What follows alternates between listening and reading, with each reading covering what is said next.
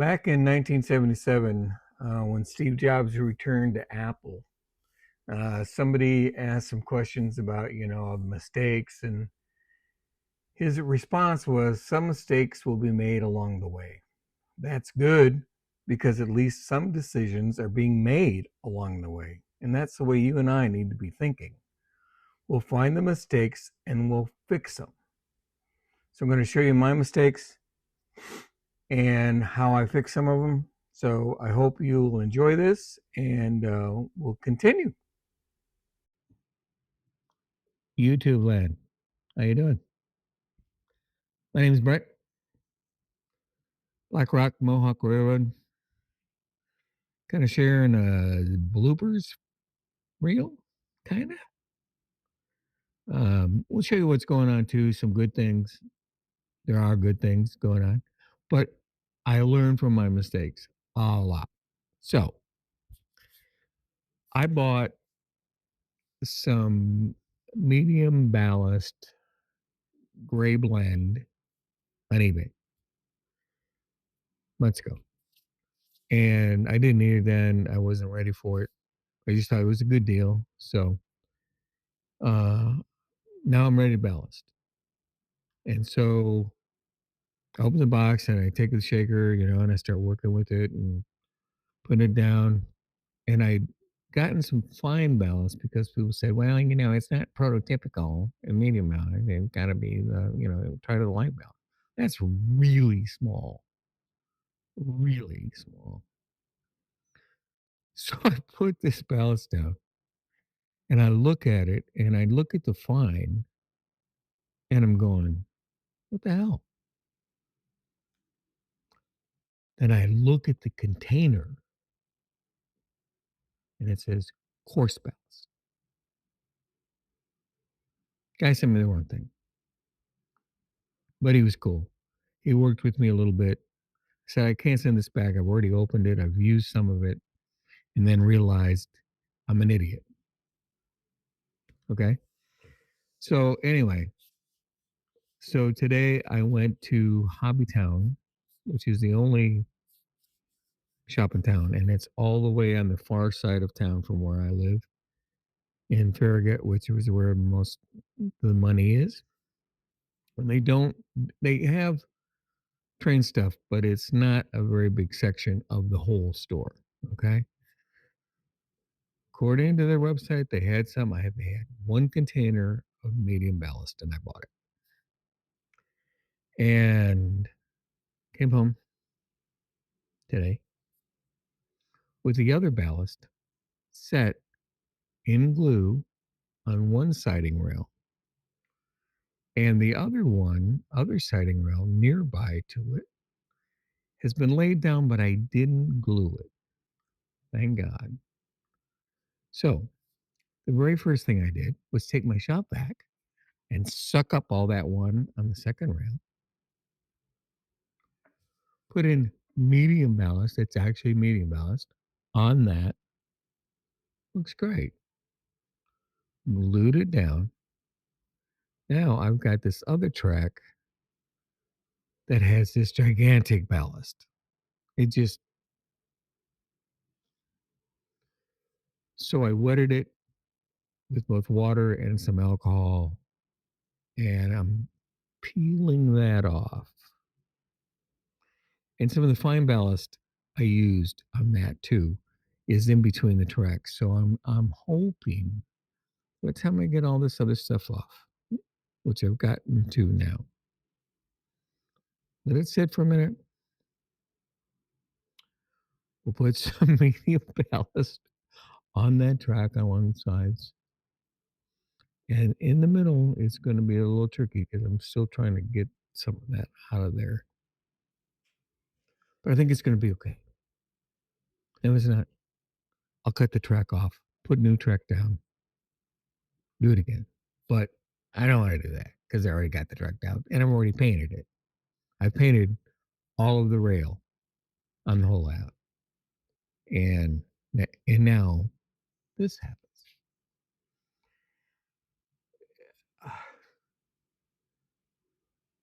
So in the last video I sent, I here's blooper number 2. I have, in this one section, I have 5 Atlas turnouts. All the rest of the turnouts are Walthers, but these I had them.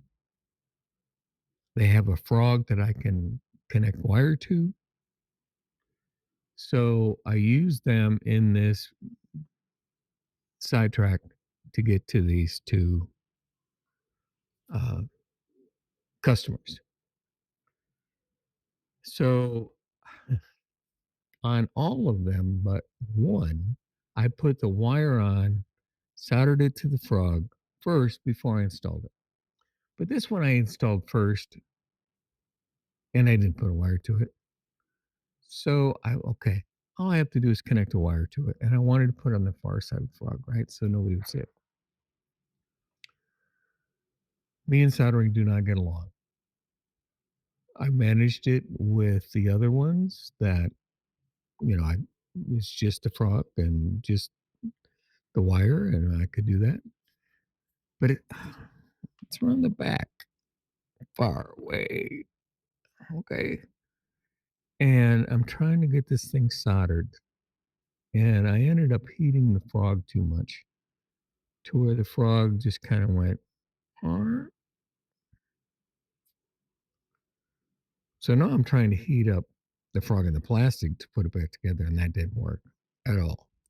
Do I have another one of those turnouts? No, I do not. It was a left turnout and I didn't have any more. So I had to order one from eBay, wait for it to come in, do all the stuff that it takes to take out a turnout after you put it in with all the track laid. Boom, put it in, soldered the wire on, put it back in, boom, boom. Works. Every frog is wired for power and all the trains run perfectly, right? I did try when the frog was no, that was never gonna work. It would never work for me. So there's 2. I'm gonna include some more later, and some pluses that we got. So stick around. There's more to come. Okay.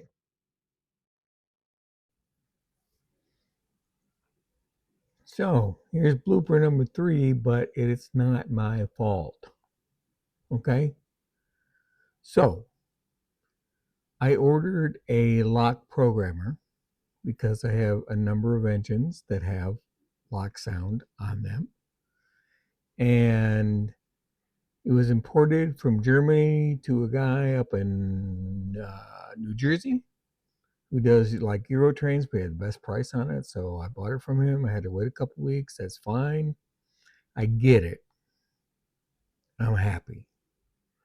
Now, I don't have a PC and it only works on a PC. So I bought a PC on eBay for like $70, refurbished Windows 10, which more I read about that, it's going to be extinct soon. But anyway, so I followed the instructions, read it, put it together. It's got this connector that connects your wires to the test line, okay, to your track. Did that. Nothing worked. So now I have a new lock sound programmer. I have a new computer that I've never turned on until now. And I don't know if it's the lock sound programmer or the computer. I got this on a Thursday. It was Thursday evening. And it said it could never read any decoder And I looked through a ton of forums on lock programmers, and nobody had this thing where it won't read any. None. So I work on Windows and try to figure out if it's that problem. I work through Lock Programmer, and I find out that there is a US based LockSound people over in around Denver. I think it's in the Mountain Time Zone. And they only answer the phone on Tuesdays and Thursdays. Well, I got it on Thursday night, and now I've got to wait till Tuesday, and I'm trying all these different things. It actually erased a sound program entirely on one of the engines that I was testing. And I'm like, oh my God, it's horrible. So I wait till Tuesday. Like I said, this is not my fault. Okay. So I get up on Tuesday and I call this number, and it's supposed to be for sales, but it turns out there's customer service there. And I had this guy who's awesome. He really worked hard on this. We were on the phone for over an hour and trying all these different things, and nothing worked. He thought it was a programmer for a lot. I said, I've tried 3 trains on this and it doesn't work. And I put a different train on there and it still didn't work. He's going, okay, there's one last thing we can try. Okay, game for anything. So on the programmer, there's a little green thingy that you connect the wires to, and there's little screws that you tighten it down to. Okay. And he said, get some alligator clips. And next to that green thingy, there's 2 barrel holes that if you had the plugs for it would plug into, but that it's like European. He said, take some alligator clips from that and connect those to the wire to the track. Okay, whatever. I went and I cut off some alligator clips with wires on them, and I put them on there and hooked them up with the track. Hallelujah. It worked. He said, well, this doesn't happen often, but it does happen. And it happened to me. And like I said, I looked at every forum, anything that I could find on this, through ESU, through forums, through everything. And nobody said it doesn't work at all. It just didn't work on a certain decoder or a certain train. And I'm like, oh, hallelujah. And it worked. So if you have a LockSound decoder that you're just getting and it doesn't work at all, try those little 2 tubes next to that, hook those up to your track. You're golden. But, who would have thunk with German engineering that this would be the problem? But it is. So there's one for the books. So here is the wins. This is the one that I had to vacuum up all the big ballast and put down new ballast. And this one over here, you see it's a little darker, but this would be the oldest track that ran to this particular customer, which I'll show you when we finally get that building put up there. But that turned out okay. You can see a lot of ballast around, but I'm not worried about that. And then we went on to the 2 mainline tracks, which are these 2 right here. And then these 2 are our interchange tracks. And I got some dirt down, and I got the ballast done, and it's not looking too bad. I mean, all things considered with me. So just got to keep continuing all the way down there. But it's a win.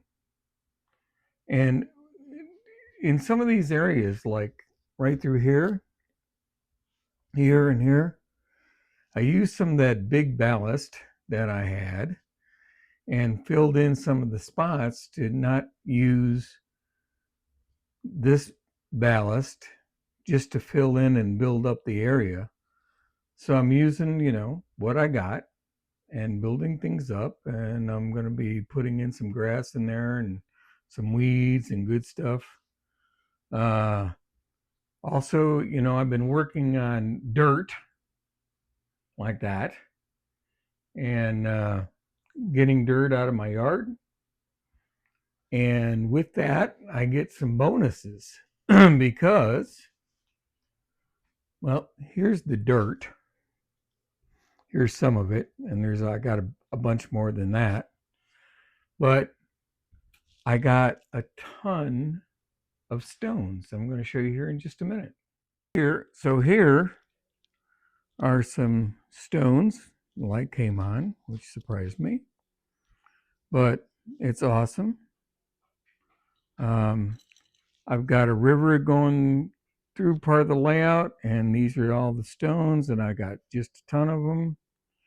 Found out some of them are pretty rare in jasper, which is not a very common thing, but this was all just in the dirt, and I just pulled all these out and going to use them,